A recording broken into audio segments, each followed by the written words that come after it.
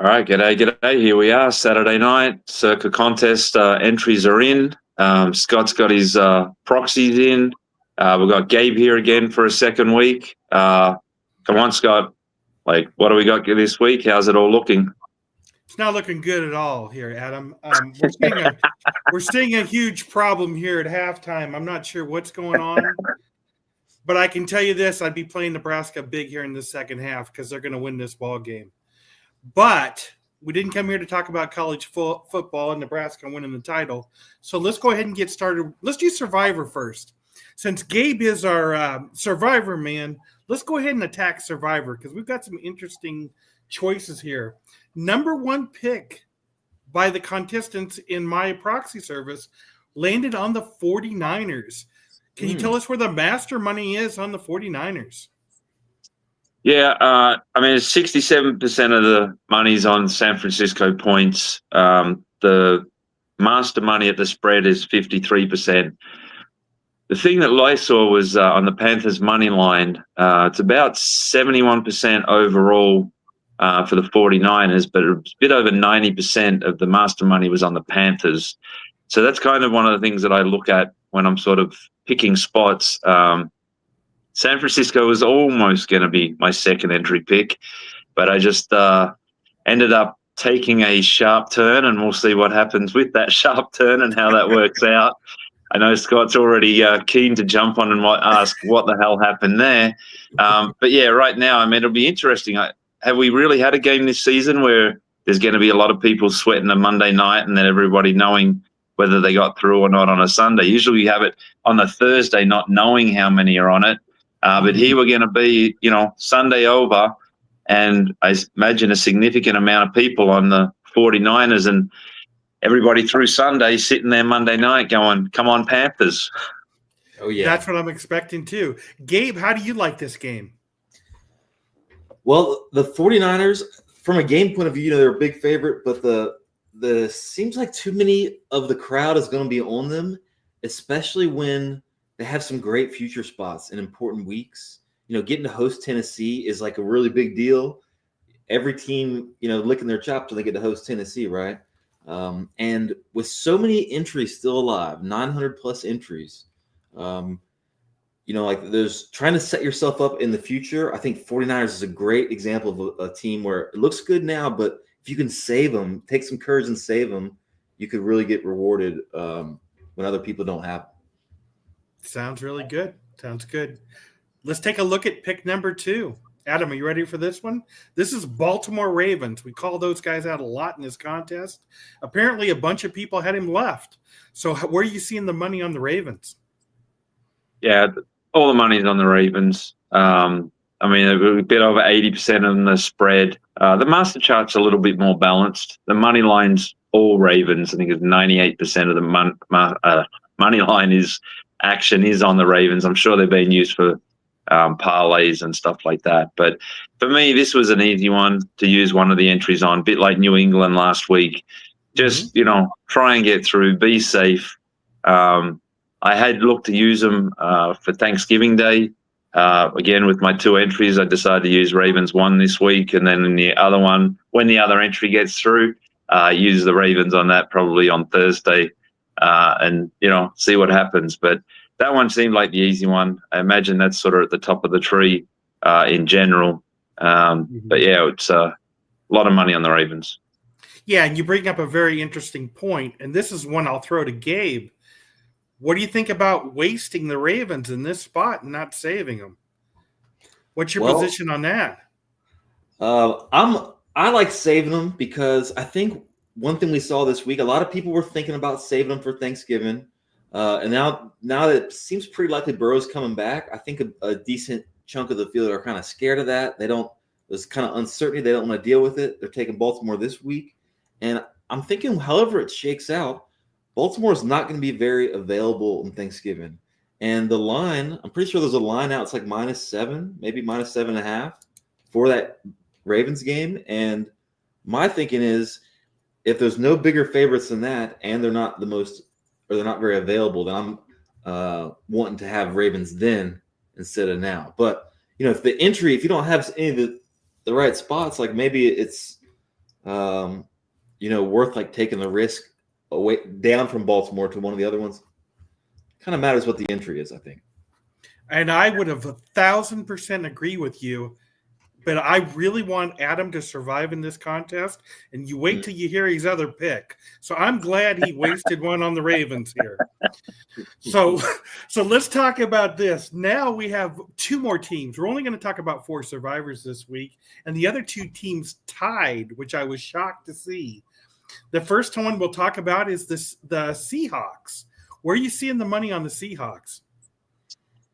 Right now, actually, there's more money on the Titans on the spread. Again, it's a big spread, so it doesn't have much association with the survivor. When I looked at the money line, 90+% on the Seahawks there on the money line. No master action on the money line. It seemed an easy one. I've just kind of had a bit of a rule that I wasn't, going to take too many away teams through the process. Just right or wrong, it's been something that I've always, home dogs has been my bread and butter for 30 years. So I don't like to sort of jump into that. And I think Seattle had a good spot down the road as well. And I think I may have even used them in one of the entries that's left as well. So seems like an easy enough pick. But right now, on the point spread, it's well balanced. But again, doesn't really mean much in the survivor conversation. Very true. Gabe, what do you think about this Seahawks pick? It's hard if you have Seattle not to use them. They're such a big favorite.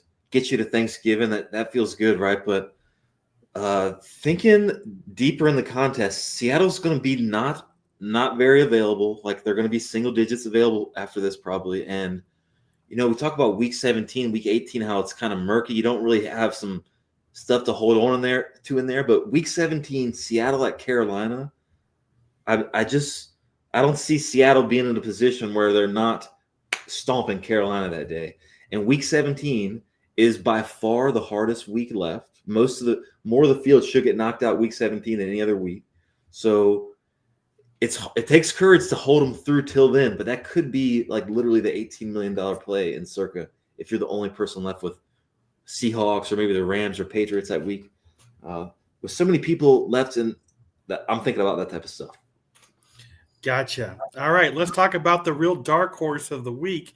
And Adam was not the only one who picked the Raiders that I'm putting picks in for. They ended up being tied with the Seahawks.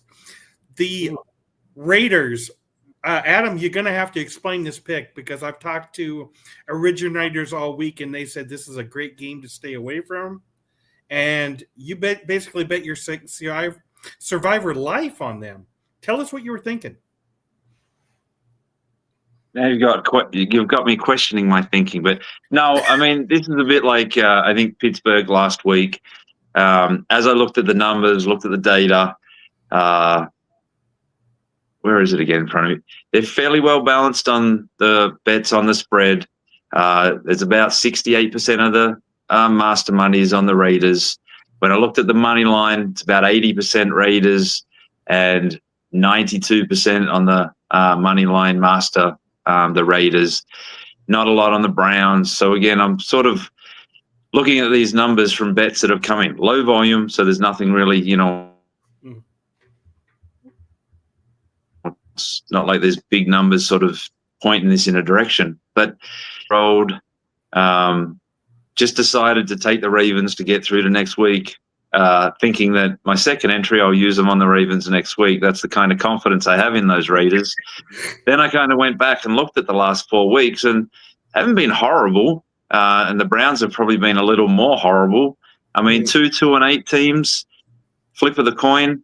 But ultimately, and it'll probably come back and bite me, and my son has been talking about getting Sanders in the game and hoping that he has, and I was kind of hanging some shit on him last week because last week I was on Cleveland big against the Ravens. And then, when he came in and they had opportunities and yes, he hadn't had a lot of snaps with the first team and I get all those things, but I think it's a spot that I just thought, you know what, I'm really playing against a quarterback here, a rookie coming in, getting his first start. Raiders have been close in the last few weeks. Yeah, they got blown out Monday night. So, again, it's off a 6-day week. But they're at home again. I'm flipping a coin really and just going, this is the one to sort of stick your neck out and keep some good teams for down the road. If I had 2 entries, would I do that?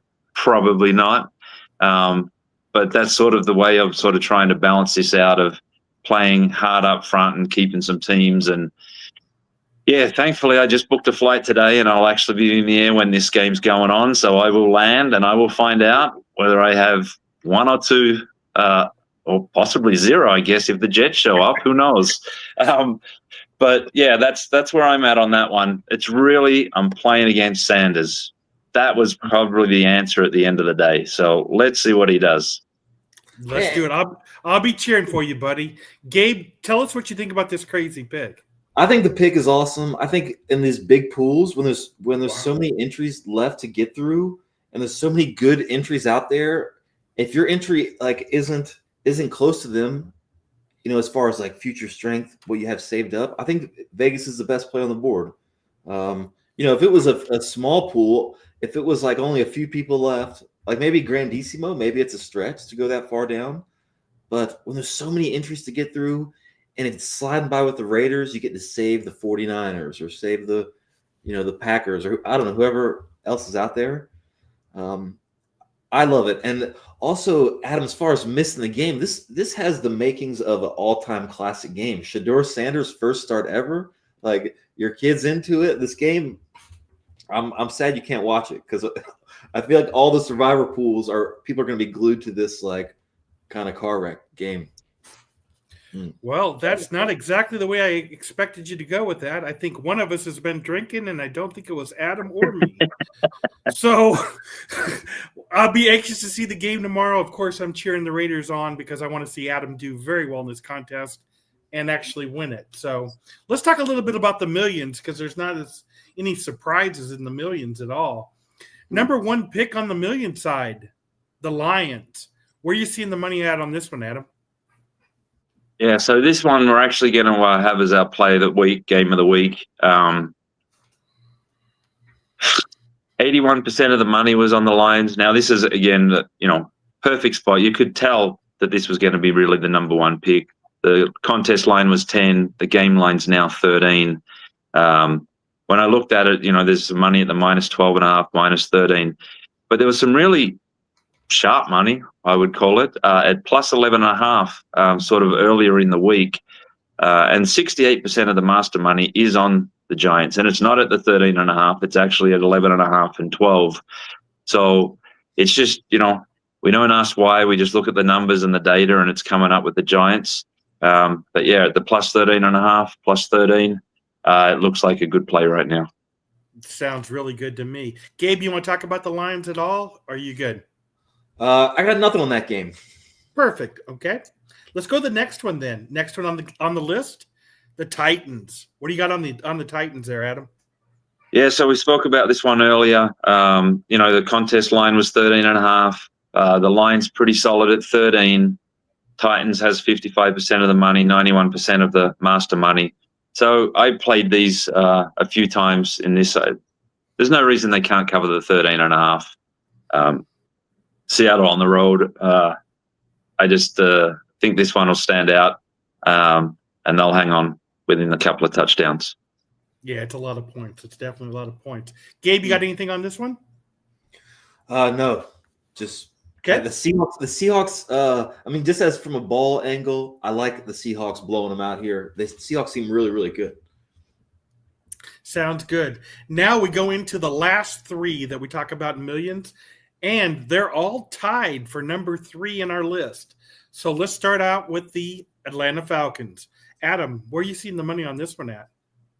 Yeah, so Atlanta on the contest was 2.5. When I was putting in my picks last night, the line was generally 1.5. So you could tell, again, people are going to play into this one. I actually picked the New Orleans in a spot because I'm pretty well down the list on a few of my entries. So I thought, Giants are going against the crowd. New Orleans here. But 67% of the money's on New Orleans, 75% of the master money. So, yeah, this one was, an easy pick on the contest just because of the number moving. But I also thought it was a spot if you're down a few picks to go against the run of the crowd and take the Saints here at home. I got you. Gabe, you want to talk about this one, or are you good? That one, I gotta say, it's kind of in the same boat as the Raiders, where maybe it could have been the spicy survivor pick. I know it's a little lower money line, but I stared at that one a lot this week. It's really hard to get there taking the Saints, of course, just like the Raiders. Okay. Well, let's talk about the next one that's tied. America's team, the Dallas Cowboys. Adam, where do you see the money on this one? Yeah, and this was another one. The contest was 3.5. The line's been 3 solid all week. Early money was all over Dallas at the 4 and the 3.5. This has got really good volume already. 68% of the money's on Dallas. 84% of the master money's on the Cowboys as well. So this is one where, the Eagles have got a number of games up their sleeve in the division. Cowboys really need to win this one.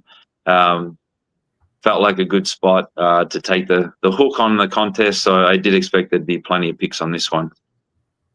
Sounds good. Gabe, you got anything on this one? Nothing. Good. Okay. Let's go to the final one that's tied. Let's go Tampa Bay. What are you seeing on the money on this one?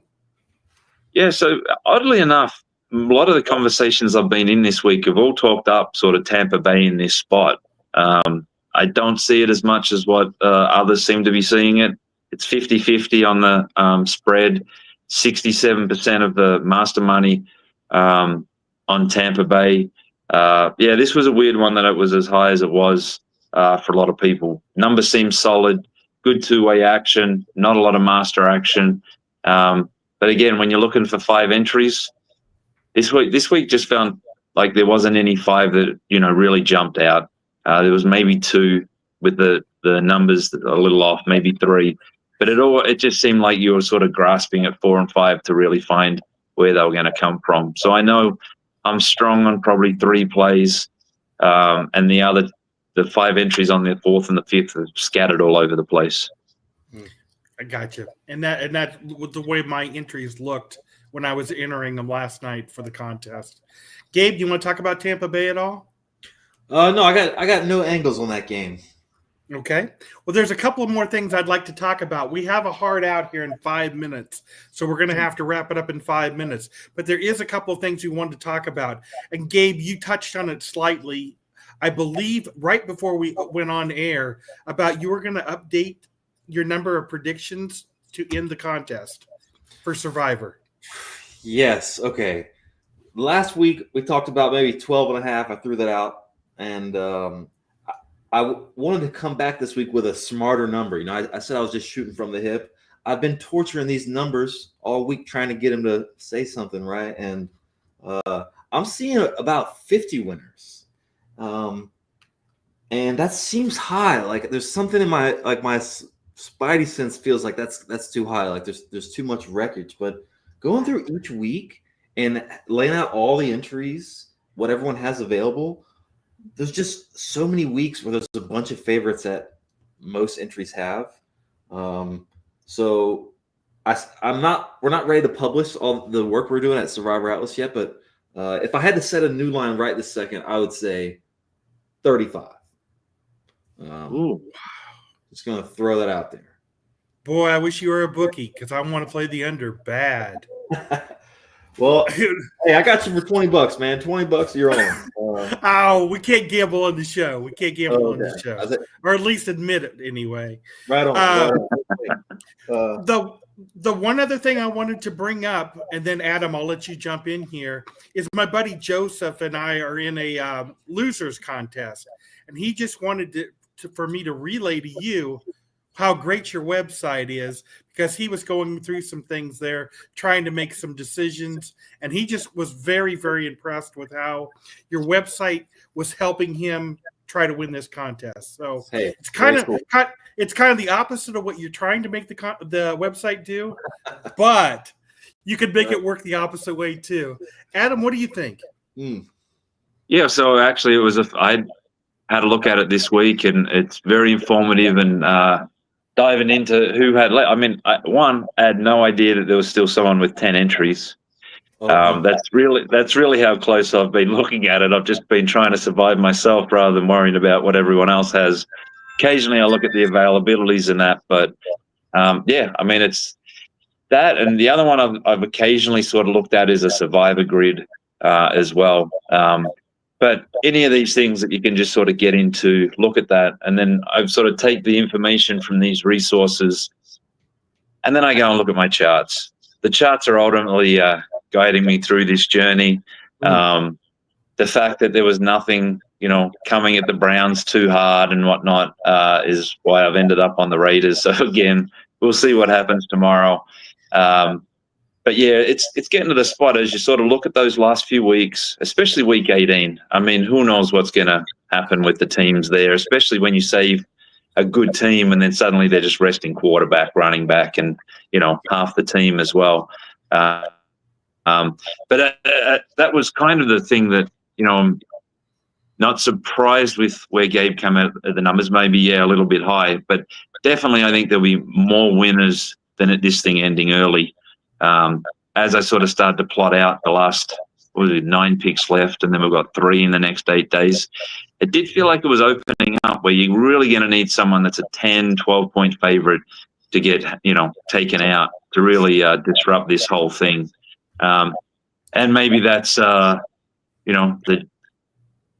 Titans this week with the Seahawks, or the Panthers taking out San Francisco. Or why not have both? Let's have the West Coast teams just take a dump this week. Who knows? But yeah, it's definitely fun getting to Sundays and just sort of sweating this thing out. And I feel very comfortable having one pick on Thanksgiving. I'm really hoping to have 2, and we'll see how it plays out. Hey, that's the dream, right? Just having one there. Step 1 of the dream is just getting to Thanksgiving. It's definitely true. Yeah, I just want to say, or sorry, Scott, just real quick. Adam, your charts and my charts, they both led us to the same place of being that the Raiders is like a good pick, and I'm thinking lots of people in the world would never consider it being like on their menu, but feels cool to arrive on that one together because my group of friends, we got some Raiders action. So go Raiders. Good luck, dudes. I'm amazed. I would have bet a serious amount of money you would not have said that. But guys, we've got a hard out. We've got to get out. There's about another 15 minutes of stuff we can talk about. We'll do that next week, but we've got to watch Nebraska overcome this deficit in the second half and win this ball game. So that's going to be all for me. All right, everyone, good luck on your betting if you're still playing today, tomorrow in the NFL, and go Panthers Monday night. Right on. Thanks, guys. All right, good luck. Cheers. Thank you.